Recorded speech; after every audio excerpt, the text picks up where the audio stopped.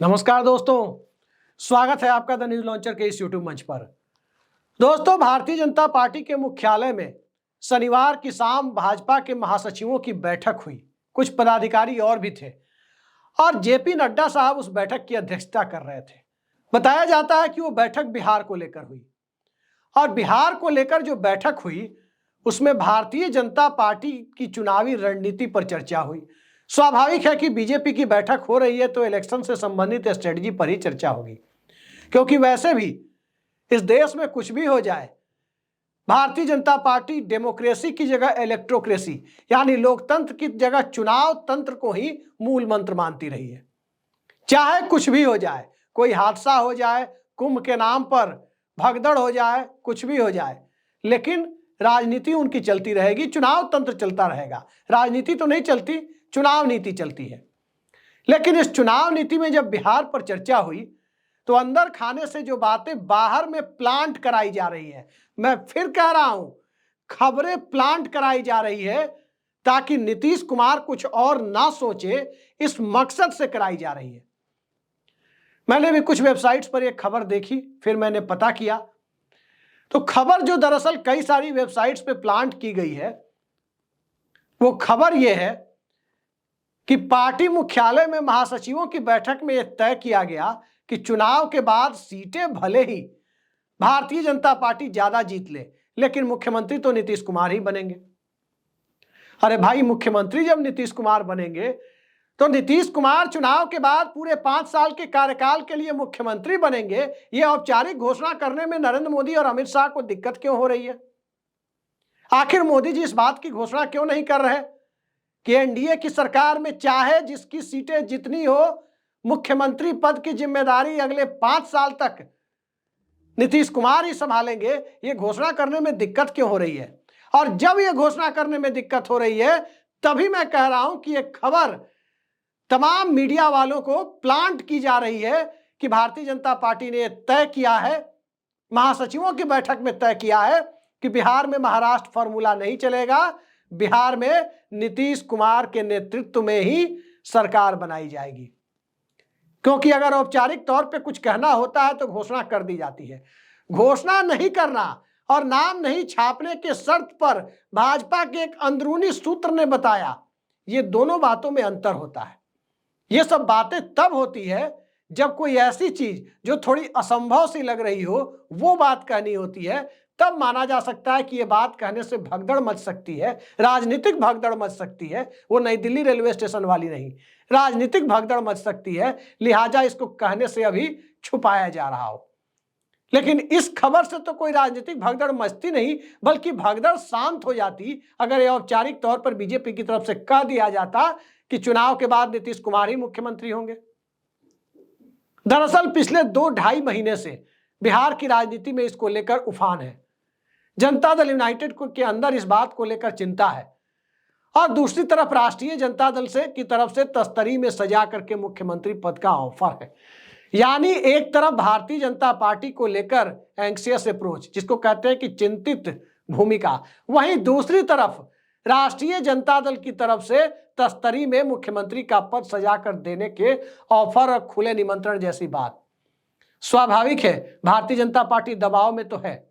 दबाव में इसलिए भी है कि नीतीश कुमार ने यदि फैसला कर ही लिया कि भाजपा के मंत्रियों को बर्खास्त कर दिया जाए और विश्वास मत फिर से हासिल करके राजद कांग्रेस के लोगों को शपथ दिला दी जाए मंत्री पद की, तो भला कौन रोक लेगा?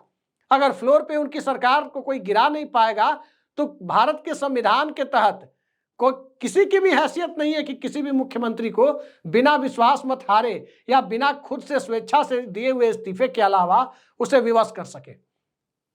अभी कोई ऐसे हालात नहीं है, राष्ट्रपति शासन के भी हालात नहीं है, लॉ एंड ऑर्डर की स्थिति भी मणिपुर जैसी नहीं है, बल्कि बिहार में कई भाजपा शासित राज्यों की तुलना में, भाजपा मुख्यमंत्रियों के द्वारा शासित राज्यों की तुलना में काफी बेहतर लॉ एंड ऑर्डर की स्थिति कह सकते हैं।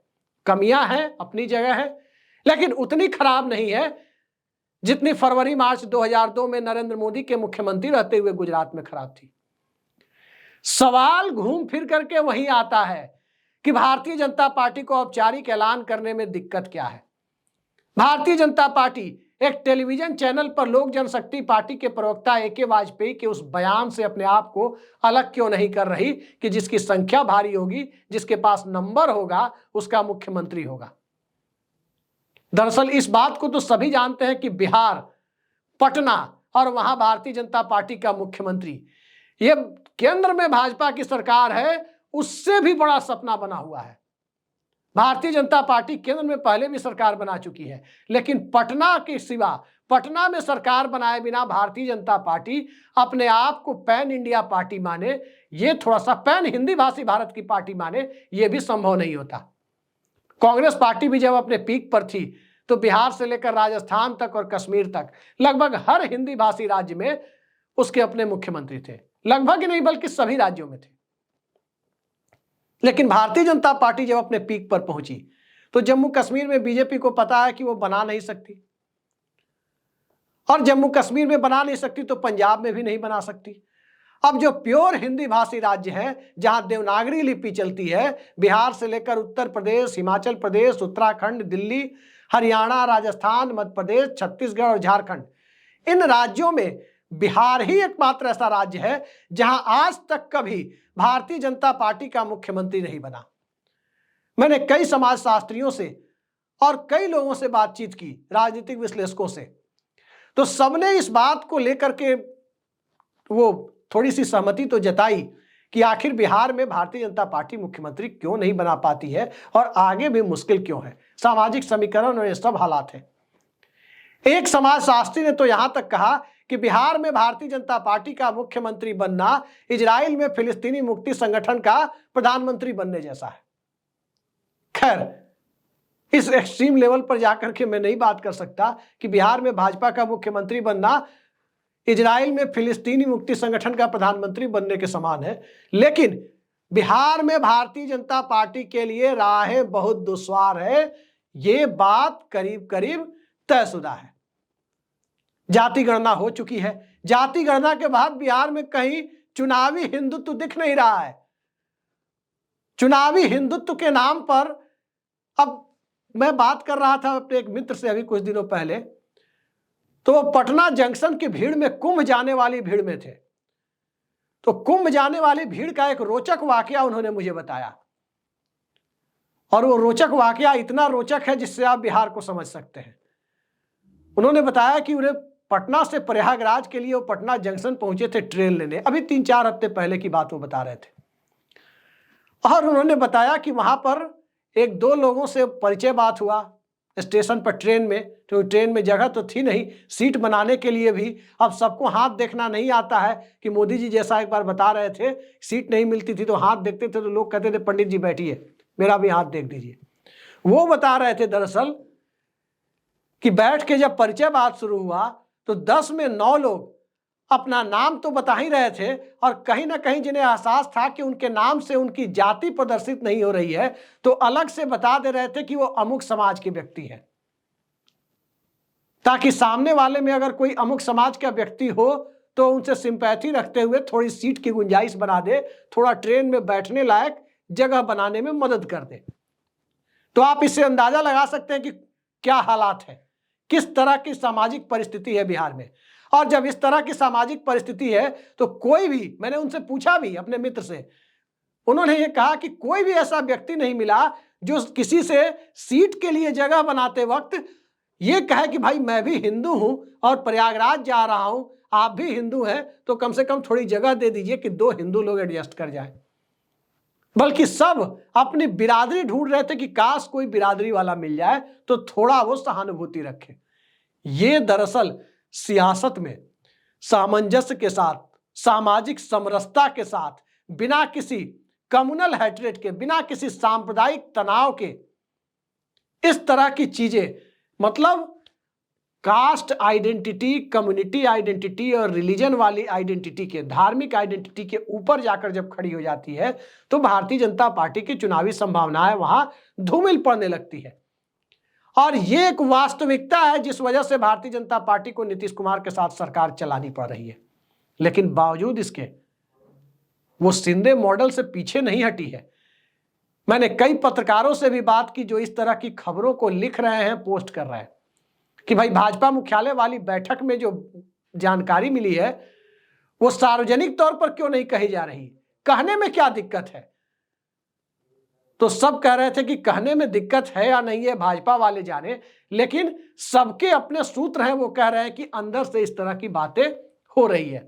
लेकिन मेरा मानना है, मैंने भी कई लोगों से बात की है, ऐसी कोई बात भाजपा के महासचिवों की बैठक में नहीं हुई है जो कि आप अलग अलग वेबसाइटों पर देख रहे हैं कि नीतीश कुमार के नेतृत्व में ही, नीतीश कुमार को अगले 5 साल तक मुख्यमंत्री बनाए रखने के लिए ही भारतीय जनता पार्टी के अंदर सहमति कायम हो चुकी है।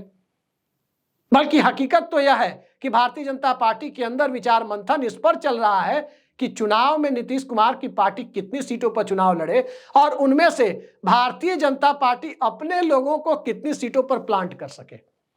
तो यह सारा काम प्लांट करने का है, सारा खेल बिना जनता दल यूनाइटेड के 122 के आंकड़े पर एनडीए के बैनर तले पहुंचने का है।